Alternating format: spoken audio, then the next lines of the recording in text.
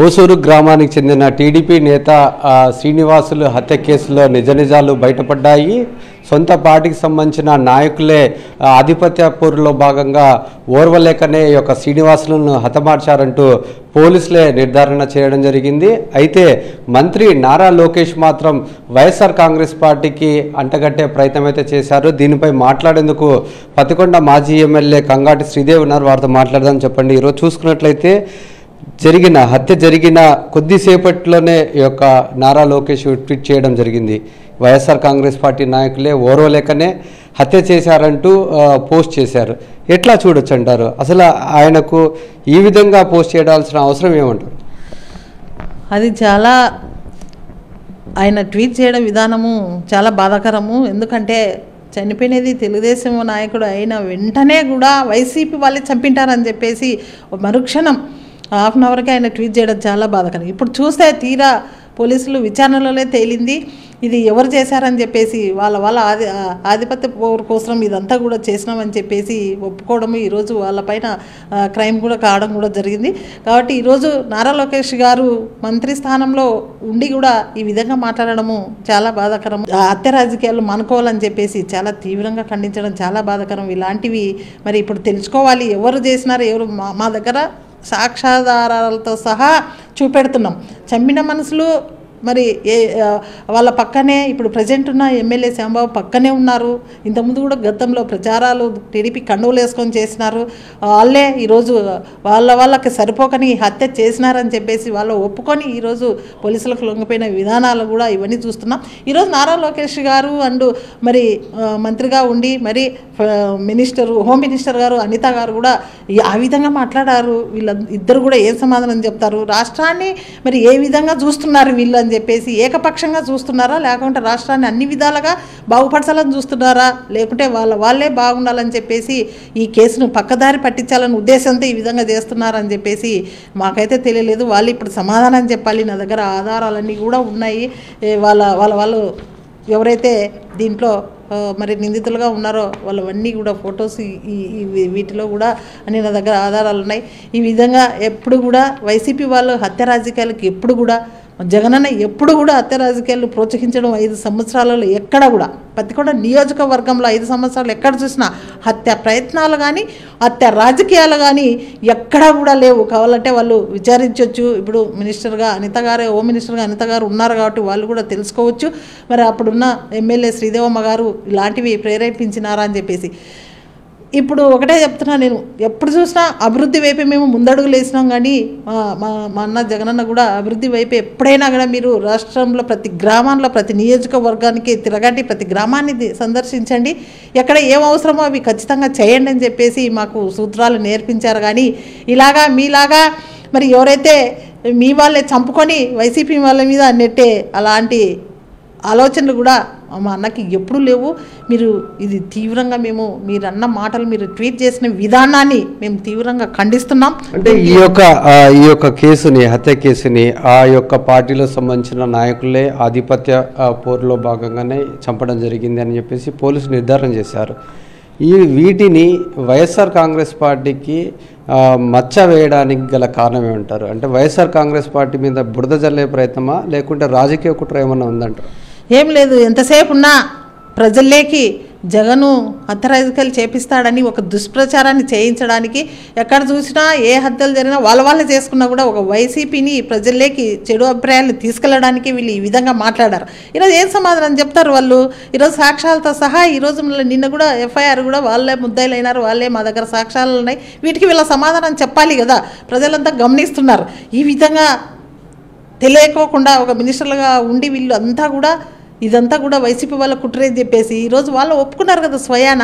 మాకు గొడవలు ఉండేవి, ఈ రాజకీయ వర్గ పోరు ఉన్నందుకని మేము చంపుకున్నామని చెప్పేసి, చంపామని చెప్పేసి దీనికి వాళ్ళే సమాధానం ఇవ్వాలి. ఈరోజు వైసీపీ మంచి చేస్తుంది, మళ్ళా కూడా వైసీపీ మీద ఆదరణ ఎక్కువ ఉంది జనాలకు అని చెప్పి ఒక భయభ్రాంతుల మీద చేయాలనే ఉద్దేశంతోనే ఒక కుట్రగా ఈరోజు ఒక జగన్మోహన్ రెడ్డిని చెడు అభిప్రాయాన్ని ప్రజలకు తీసుకెళ్లాలని చెప్పేసి ఈరోజు ఈ విధంగా నారా లోకేష్ గారు మరి ఇద్దరు మినిస్టరు మరి హోమ్ మినిస్టర్ అనిత గారు కూడా ఇలా మాట్లాడడము చాలా బాధాకరం. ఎందుకు అనుకుంటున్నారు? అంటే మామూలుగా మొదట ఏదైతే ఈ యొక్క కూటమి ప్రభుత్వము కౌంటింగ్ పూర్తయినప్పటి నుండి ఇప్పటిదాకా కూడా ఈ యొక్క కర్నూలు జిల్లాలో ముఖ్యంగా పత్తికొండ నియోజకవర్గం, మీ నియోజకవర్గంలోనే చాలా మటుకు దాడులు జరిగాయి. చాలామంది వైఎస్ఆర్ కాంగ్రెస్ పార్టీకి సంబంధించిన మద్దతుదారులు కావచ్చు, కార్యకర్తలు కావచ్చు, ఊర్లు వదిలేసి వెళ్ళిపోయిన పరిస్థితి అయితే కనపడుతుంది. ఇంత జరుగుతున్నప్పటికీ కూడా వైఎస్ఆర్ కాంగ్రెస్ పార్టీ వాళ్ళ మీదనే అక్రమ కేసులు పెడుతున్నప్పటికీ కూడా ఈ యొక్క హత్యల కేసులు కూడా మీ మీద ఆపాదించడం అనేది ఎట్లా ఉంటుంది? చూసి ఓర్వలేక వచ్చే జనాదరణ ఇప్పటికి కూడా వైఎస్ఆర్సీపీ ఎక్కడ కూడా మరి భయపడకోకుండా చిరునవ్వుతోనే వైఎస్ఆర్సీపీ అభిమానాన్ని చాటుకుంటున్నారని చెప్పేసి ఎలాగైనా మళ్ళా కూడా వైఎస్ఆర్సీపీ మరి భయపడించుకోవాలనే ఉద్దేశంతోనే ఈరోజు జూన్ 4వ తేదీ నుంచి ఎక్కడ లేని సంస్కృతిని తీసుకొని వచ్చారు. 4వ తేదీ నుంచి ఎక్కడ మేము అభివృద్ధి చేసిన సచివాలయాలు అయితే రైతు భరోసాలు అయితే ఇవన్నీ కూడా పగలగొట్టడం మరి దుర్మార్గంగా ఎప్పుడు లేని స్థితి. ఇదే ఓసూరు గ్రామంలో కూడా మరి రాజశేఖర రెడ్డి గారి విగ్రహాన్ని కూడా పగలగొట్టడం చూసినాం. మరి అక్కడ 7.5 కోట్లతో చేసిన అభివృద్ధి శిలాఫలకాన్ని కూడా ఎంత దుర్మార్గంగా పగలగొట్టారు. మరి చాలామందిని వైఎస్ఆర్సీపీ వాళ్ళని మరి ఏజెంట్లకు కూర్చున్నారని చెప్పేసి తరిమి ఊర్లలో కూడా వెళ్ళగొట్టిన పరిస్థితులు ఇవన్నీ కూడా వాళ్ళకు కనిపిస్తున్నాయో లేదో తెలియదు. కానీ చేయని నేరాలను కూడా ఈరోజు ఆ కేసును పక్కదారి పట్టించాలనే ఉద్దేశంతోనే కూటమి అహంకారంతోనో మళ్ళీ కూటమి ఇంకా భయపడించుకోవాలి, మరి నెక్స్ట్కు వైఎస్ఆర్సీపీ ఉండకూడదనే దురుద్దేశంతోనే ఇవన్నీ చేస్తున్నారు. కానీ ఎక్కడ కూడా వైసీపీ తప్పు చేయబోదు. రాబోయే కాలంలో కూడా మళ్ళా కూడా ప్రజల ఆదరణ దండిగా ఉంది వైసీపీ. ఒక విషయాన్ని చెప్పండి, అంటే ఈ యొక్క రాజకీయాలకు సంబంధించి ప్రజలకు మేలు చేయాలనే ఉద్దేశంతోనే మీ భర్తని కోల్పోయిన పరిస్థితి. అదే టీడీపీ ప్రభుత్వం ఉన్నప్పుడు 2014లో ఈ యొక్క ఏదైతే ఇసుక మాఫియా దాని గురించి ప్రశ్నించాడని చెప్పేసి హతమార్చారు. అయినప్పటికీ మీరు ఎప్పుడు కూడా ఈ యొక్క రాజకీయాలకు కానీ లేకుంటే కక్ష సాధింపులకు కానీ పాల్పడలేని పరిస్థితి. ఈ 5 సంవత్సరాల్లో కూడా మీరు ఎంతో శాంతియుతంగా ఈ యొక్క పత్తికొండ నియోజకవర్గం ఉంది. ఇప్పుడు ఎందుకు ఈ విధంగా మారిందంటారు? ఎందుకు ఈ యొక్క కక్ష రాజకీయాలు పాల్పడుతున్నారంట? అంటే అభివృద్ధిని చూసి ఓరవలేక గతంలో మా ఆయనపై నా భర్త నారాయణ రెడ్డి గారు చాలా మంచి ఆదరణ వస్తున్నాడని చెప్పేసి అప్పట్లోనే 2014లోనే చాలా వాళ్ళ స్టేట్లోనే 2nd వచ్చిన వ్యక్తి కాబట్టి చూసి ఇంకా ఆదరణ చూసి ఓరవలేక మేము ఆయన ఉంటే భూస్థాపితం అవుతామని చెప్పేసి వాళ్ళు చేసే అరాచకాలకు అడ్డుకుంటున్నారు. వాళ్ళు చేసే అక్రమాలు ఇసుక అయితేనేమి ఇంకా వేరే విధంగా వీళ్ళవన్నీ కూడా అడ్డుకుంటాడని ఉద్దేశంతో అప్పుడు వీళ్ళు కూడా వీళ్ళ హయాంలోనే తెలుగుదేశం హయాంలో 2017లో దుర్మార్గంగా కూడా హత్య రాజకీయాలు చేసినది వీళ్ళు. వాటన్నిటినీ తర్వాత కూడా నేను ఎమ్మెల్యే అయిన తర్వాత కూడా మంచిగా నా భర్త చంపినా కూడా అలాంటి సంస్కృతి మళ్ళీ రాకూడదు. ఈరోజు మేము బాధపడుతున్నాం, మా కుటుంబం అంతా, నేను మా పిల్లలు అందరం కూడా బాధపడుతున్నాం. అలాంటిది మరొక కుటుంబానికి ఉండకూడదనే ఉద్దేశంతో మేము మంచి సంస్కృతిని తీసుకొని ఎక్కడ మీటింగులు చెప్పినా కూడా మంచి సంస్కృతిగా తీసుకురావాలని చెప్పేసి ఉద్దేశంతోనే ఇవన్నీ మర్చిపోయి మంచిగా ఉండాలి అని చెప్పేసి మేము 5 ఏళ్ళు బాగా చేసినాం. ఇవన్నీ చూసి ఇప్పుడు ఒక భయభ్రాంతులకు గురి చేస్తున్నారు. ఎందుకంటే టీడీపీ వస్తేనే భయభ్రాంతులు. పత్తికొండలో ఇంకా గతంలో కూడా చాలా జరిగిన విషయాలు కూడా చాలా ఉన్నాయి ఈ హత్య రాజకీయాలు. కానీ 5 ఏళ్లలో ఎక్కడా కూడా చేయలేం. ఇవన్నీ చూసి ఓరవలేక భయభ్రాంతులకు గురి చేయాలి, మళ్ళీ వైఎస్ఆర్సీపీ అనేదే ఉండకూడదని చెప్పేసి ఈరోజు ఈ పన్నాగాలు, ఈ ఎత్తులు, ఇవన్నీ కూడా చేసిన నీచ సంస్కృతిని ఈరోజు ఈ టీడీపీ వాళ్ళు కూటమి తీసుకొని వస్తున్నారు. చాలా బాధాకరం. ఇప్పటికైనా తెలుసుకోవాలి. ఇప్పటికైనా అభివృద్ధి అంటేనే వైఎస్ఆర్సీపీ అనేది ప్రజలు ఇప్పుడు తెలుసుకుంటున్నారు. గతంలో ఎలా ఉండేది 5 ఏళ్ళు శ్రీదేవమ్మ ఎమ్మెల్యేగా ఉన్నప్పుడు, ఇప్పుడు పట్టమని 60 రోజులు కూడా రాలేదు. 60 రోజుల్లో ఊర్ల మీద పడి కొట్టడం, శిలాఫలకాలు, మరి విగ్రహాలు వల్ల కొట్టడం, ఇవాళ సంస్కృతిని కొత్తగా తీసుకొస్తున్నారని చెప్పేసి భయభ్రాంతులకు గురి చేస్తున్నారు. ఇలాంటివన్నీ మరి ప్రజలు చూస్తున్నారు. రాబోయే కాలంలో వాళ్ళు ఖచ్చితంగా వాళ్ళు చేసిన తప్పుల్ని ఖచ్చితంగా కూడా పశ్చాత్తాపడే రోజు కూడా వస్తుంది.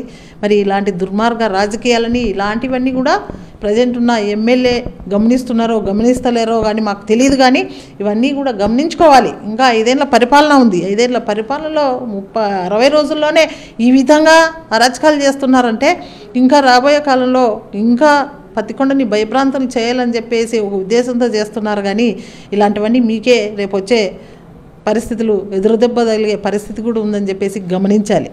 ఇది మనం చూసుకున్నట్లయితే ఈ యొక్క టీడీపీ నాయకులు సొంత పార్టీకి సంబంధించిన నాయకులనే ఆధిపత్యం కోసమే హతమార్చిన పరిస్థితి, అది కూడా పోలీసులు కూడా నిర్ధారణ చేసి వారిని అరెస్ట్ చేయడం జరిగింది. ఏదైతే వైఎస్ఆర్ కాంగ్రెస్ పార్టీ ప్రభుత్వం హయాంలో ఈ యొక్క పత్తికొండ నియోజకవర్గం అంతా ఎంతో శాంతియుతంగా ఉన్నది, అభివృద్ధికే పెద్దపీట వేసి అభివృద్ధి పదంలో నడిపించిన పరిస్థితి. అటువంటిది ఈ యొక్క కూటమి ప్రభుత్వం ఏర్పడిన తర్వాత అరాచకాలు ఎక్కువైనాయి. వైఎస్ఆర్ కాంగ్రెస్ పార్టీ సంబంధించిన కార్యకర్తలను నాయకులపై దాడులకు పాల్పడుతున్నారు, వారిపై అక్రమ కేసులు కూడా పెట్టడం జరిగింది.